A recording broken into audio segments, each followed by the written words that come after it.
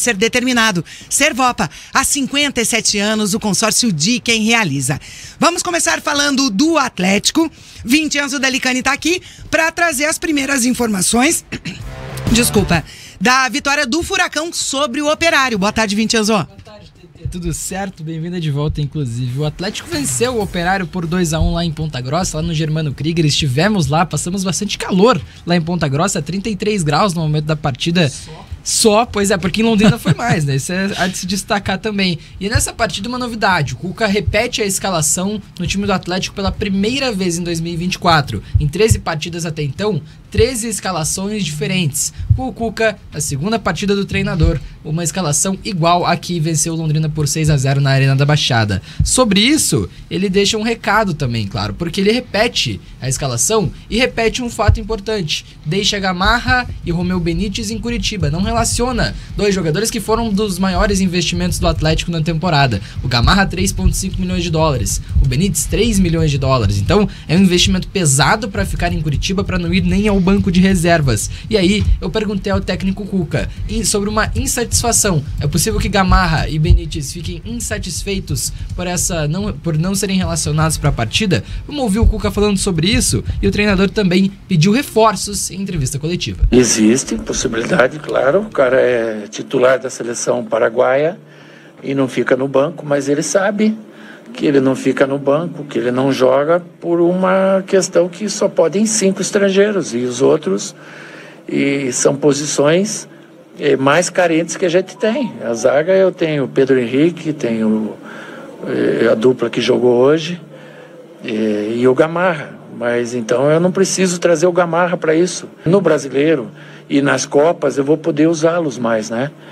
Tenho sempre conversado com eles, a importância que eles têm, e os caras têm sido altamente profissionais, entendido que isso não é uma questão técnica, né? E sim uma questão do regulamento. Não só o Canóbio e o Bento, nós temos 80 jogos no ano, isso é um absurdo.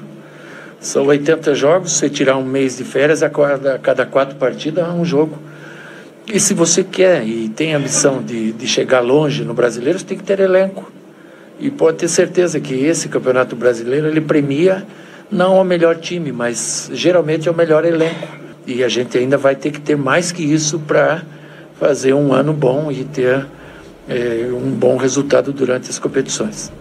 Palavras técnico Cuca sobre esse time do Atlético. Ele explica então, Gamarra e Benítez têm entendido bem, por mais que haja a possibilidade da insatisfação, e depois ele fala, pede reforços, o Atlético precisa melhorar o seu elenco para poder fazer um Campeonato Brasileiro, uma Copa Sul-Americana e uma Copa do Brasil também de alto nível. Contra o Operário, o Furacão começa sofrendo, o golaço do Felipe Augusto de perna esquerda, achou a gaveta do goleiro Bento, que nada pôde fazer, sem defesa o goleiro Bento. O gol do Operário, 1-0. O Atlético vai empatar de pênalti com o Fernandinho, jogada boa, bonita jogada do Eric, ele dribla o volante índio, depois dribla o zagueiro William Machado, derrubado dentro da grande área, e o Fernandinho faz o empate, o gol de empate de pênalti. O último pênalti que o Fernandinho tinha batido, inclusive, pelo Atlético, foi lá contra o Bolívar, na eliminação do Atlético na Copa Libertadores. O gol que faz 1-0 do Atlético naquela partida, o Fernandinho bate, faz o gol no tempo normal. Então fazia bastante tempo que o Fernandinho não batia uma penalidade. Bateu hoje na verdade não, vai ser no sábado contra o time do Operário. O Furacão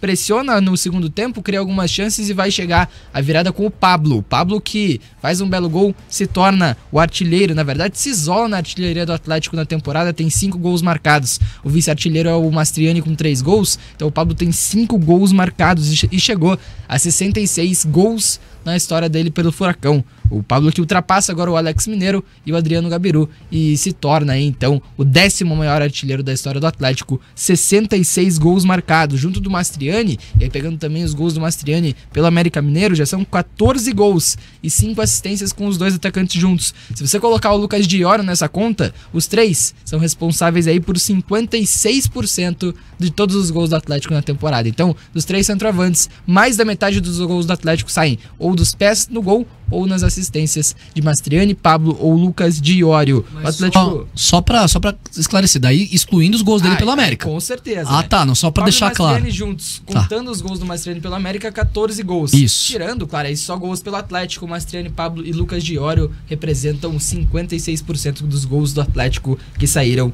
em 2024. Uma novidade também dessa partida, Lucas Esquivel retornou. Estava se recuperando de uma pubalgia, jogou até o pré-olímpico com a seleção argentina no começo do ano, se recuperou de uma pubalgia, voltou a ser utilizado e teve boa atuação. Conseguiu fazer boas jogadas ali pelo lado esquerdo. O Furacão vence o Operário, define o confronto no dia 27, quarta-feira, às 8 da noite na Arena da Baixada. E, claro, não vai poder contar com o Bento e com o Canóbio. O Bento na seleção brasileira deve até estar em campo na partida do dia 26 contra a Espanha, contra a Inglaterra. E aí o Canóbio também vai entrar em campo no dia 26, vai enfrentar a Costa do Marfim pela seleção uruguaia. Então esses dois jogadores convocados, dia 26 devem estar com suas seleções, dia 27 não devem jogar pelo Atlético. A data FIFA não funciona, né? Para todo o futebol, mas no jogo que vai voltar, os jogadores convocados também não podem jogar. Enfim, Canóbio e Bento... Todo mais ou menos, né?